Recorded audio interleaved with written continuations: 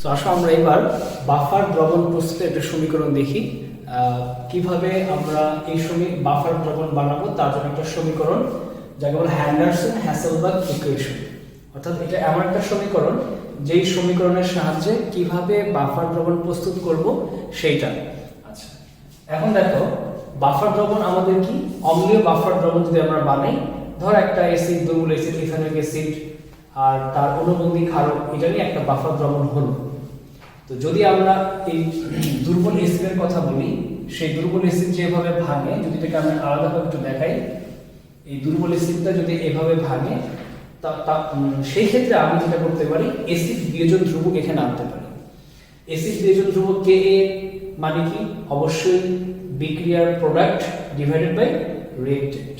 So এখানে প্রোডাক্টকে ইথানয়েড ion আর হচ্ছে proton, যার যার কনসেন্ট্রেশন, আর রিঅ্যাক্টেন্ট হচ্ছে ইথানোয়িক অ্যাসিড।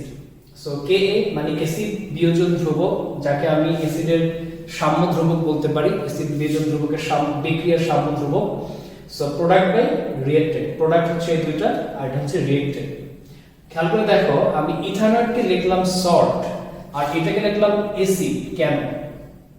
হ্যাঁ, এটা আমরা বুঝতেছি যে এটা যেটা একটা অ্যাসিড, তাই এটাকে আমি অ্যাসিড লিখতে পারি, শর্টকাটে লিখতে পারি।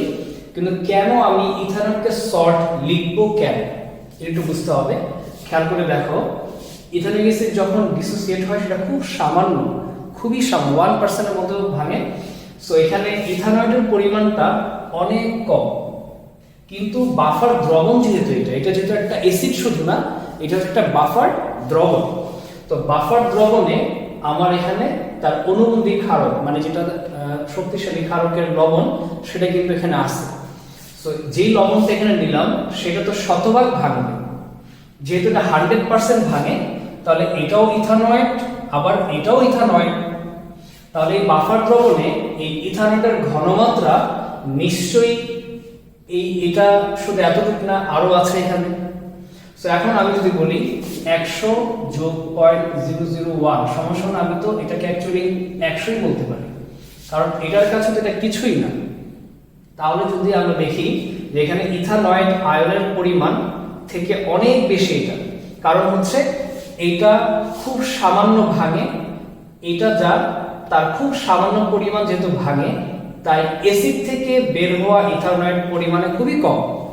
মূলত যে শক্তিশালী ক্ষার ছিল বা লবণ যেটা আমি নিলাম সেটার শতভাগ ভাঙে, তাহলে তো এটাই বেশি পরিমাণে, এবং এতটাই বেশি যে ধরলাম এটা 0.001 এটা, আর এটা ধরলাম 100, কথার কথা, তো এটাই তো থাকে। যেহেতু এইটা সল্ট থেকে আসে, সল্টের যে ঘনমাত্রা, সল্টের যে আয়তন, ইথানয়েডের আয়তন এবং ঘনমাত্রা সেম, যার জন্য আমি এটাকে সল্ট বলতে পারি, সল্ট। সো ইথানয়েড এখানে যদি শুধু অ্যাসিড হতো, শুধু অ্যাসিড হলে সেটা একরকম কথা ছিল। যেহেতু এটা একটা বাফার দ্রবণ, যেই বাফার দ্রবণে সময় হিসেবে ইথানয়েড থাকবে, যেটা লবণ থেকে আসে সেটার পরিমাণ যেহেতু বেশি, তাই এটা আর এটা মিলে আমি এটাই বলতে পারি, এটাই যেহেতু বড় আর এটা আসে লবণ থেকে, তাই এটার নাম এখন আমি সল্ট দিতে পারি। সো ইথানয়েডের নামকে আমি এখন সল্ট দিলাম। আমি শর্টকাটে সল্টকে আমি এস দিয়ে লিখলাম আর অ্যাসিডকে আমি এ দিয়ে লিখলাম। আচ্ছা, এবার ম্যাথমেটিক্যাল জাস্ট ডেরিভেশন খেয়াল করে দেখো। এখন আমি কি করলাম, H প্লাস কে জাস্ট রেখে সবগুলো ওই পাশে যদি নিয়ে পজিটিভ করলে উল্টায় যাবে, এসির উপরে আসবে, সল্ট নিচে যাবে। উভয়কে লগারিদম করা হলো, লগ নেওয়ার পর আমরা এটাকে জাস্ট সাধারণ লগের সূত্র log x y ভেঙে দিলে log x plus log y, অর্থাৎ এটাকে যদি আমি x ধরি আর এটাকে যদি আমি y ধরি, তাহলে log x y মানে কি, log x plus log y, log x plus log পুরোটা y। তো আমি উভয়পক্ষকে -1 দিয়ে গুণ করলাম, -1 দিয়ে গুণ করলে সবগুলোর সামনে কি আসবে, মাইনাস আসবে। অতএব log of h প্লাস কে বলা হয় ph, log of k কে বলা হয় pka। আর এইখানে দেখো, আমি যদি নিচেরটাকে উপরে উঠাই আর উপরটাকে নিচে নামাই, তাহলে কিন্তু একটা মাইনাস সামনে চলে আসে। নিচেরটাকে উপরে আর উপরটাকে নিচে দিলে একটা মাইনাস সামনে আসলে মাইনাস মাইনাসে প্লাস। সো এটাই হচ্ছে আমাদের কাঙ্ক্ষিত সমীকরণ, যাকে বলা হয় হ্যান্ডারসন-হাসেলবার্গ ইকুয়েশন। এটা এমন একটা সমীকরণ যেটাতে আমরা বাফার দ্রবণ তৈরি করতে পারি। এটার প্রয়োগটা আমরা একটু পরে দেখব। এই সমীকরণের সাহায্যে আমরা এখন একটা স্কেল বানাবো যাকে বলা হয় বাফার রেঞ্জ বা বাফার স্কেল। আসলে আমরা বাফার স্কেল দেখি যাকে হচ্ছে বাফার রেঞ্জ। বাফার রেঞ্জ হচ্ছে pH সমান সমান pKa plus minus 1। So buffer scale বা বাফার রেঞ্জ জিনিসটা কি? এটা হচ্ছে একটা সীমা বা পরিসীমা যে কতটুকু ব্যবধানে pH চেঞ্জ হতে পারে। সো যেটা জেনে আমরা বাফার বানাবো। সো দেখো আমাদের হ্যান্ডারসন হ্যাসেলবার্গ সমীকরণ হচ্ছে এটা।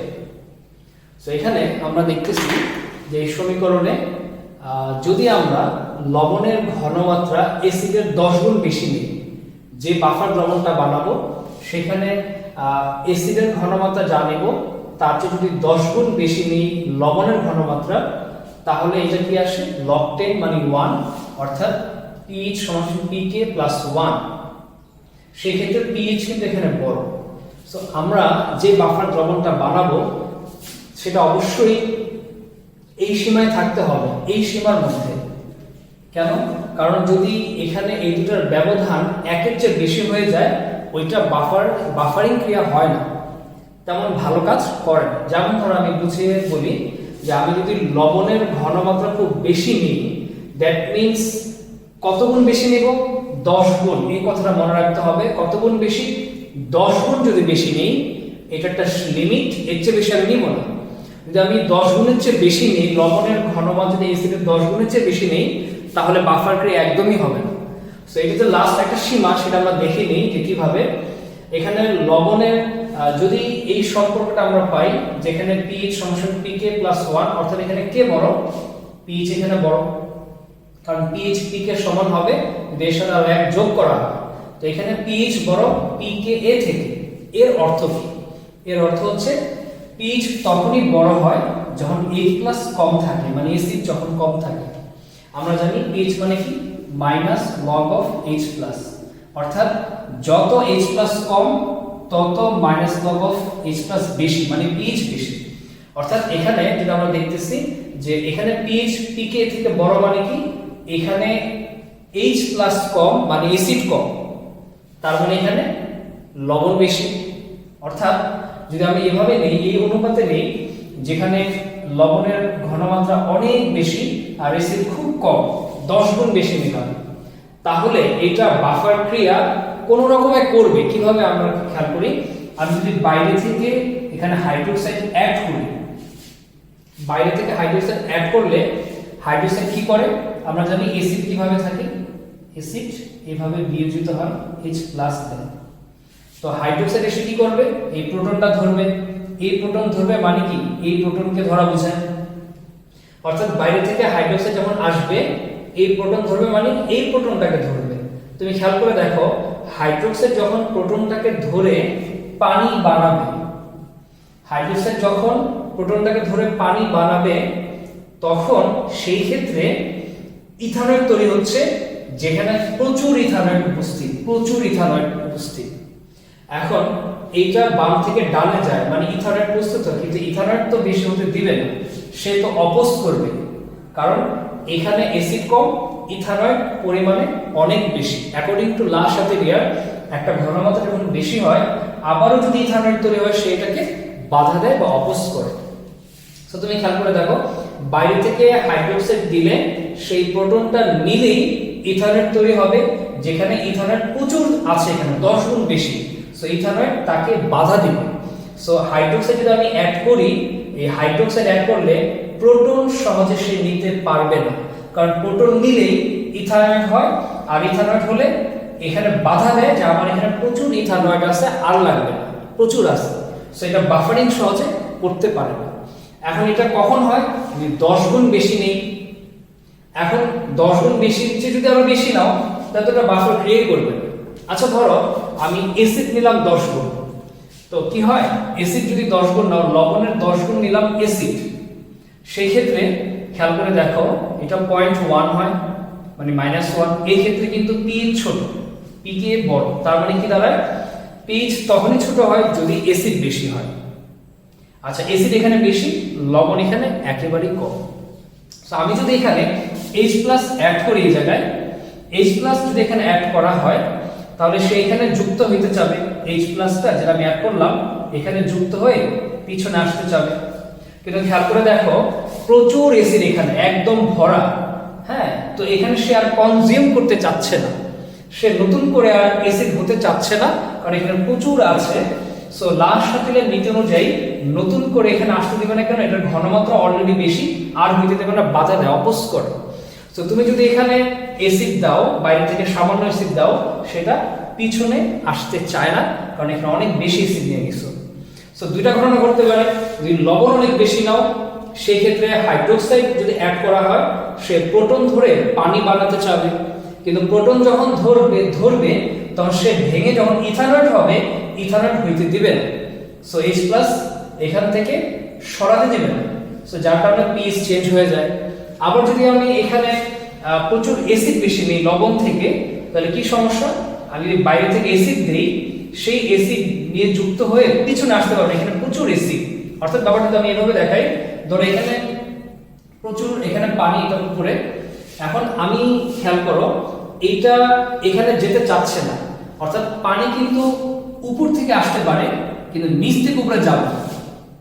উপর থেকে আসা সম্ভব কিন্তু নিচ থেকে উপরে যাওয়া সম্ভব না। অর্থাৎ এখানে অনেক বেশি, এখানে অনেক কম, এটা অনেক কম, কম থেকে বেশিতে যাবে, এটা সে অপোজ করে। নিচে থেকে উপরে যাওয়াটা সে কি করে, অপোজ করে, বাধা দেয়। আর উল্টা ঘটনা হচ্ছে এখানে, যেটা ধর এখানে প্রচুর পানি, পানি তো স্বাভাবিকভাবে নিচেই নামবে, এটা তো স্বাভাবিক। তো এখন তুমি খেয়াল করো, যদি আমি প্রোটন দিই তাহলে সেটা পিছনে যাচ্ছে, যেতে দিবে না। পিছনে যেতে দিবে না মানে কি, অর্থাৎ এইটাও একই ঘটনা, এখানে এইটা নামতে পারবে, অর্থাৎ এটা বাম থেকে ডানে যেতে পারবে কিন্তু বাম থেকে ডানে আসতে পারবে। সো একই ঘটনা আমরা বুঝাতে পারি যে সামারাইজ হচ্ছে যে যদি আমি অ্যাসিডের চেয়ে 10 গুণ বেশি লবণ নেই, তো 10 গুণ বেশি নিলে এখানে এটা বাফারের শেষ সীমা বলা যায়, সর্বোচ্চ পিকে থেকে পিএইচটা 1 ঘর বেশি হতে পারে। অথবা আমি যদি লবণ বা অ্যাসিড যদি আমি 10 গুণ বেশি নেই, তাহলে সর্বোচ্চ পিকে থেকে পিএইচটা 1 ঘর কম হতে পারে। হ্যাঁ, তো এইভাবে আমি বাফার বানাবো।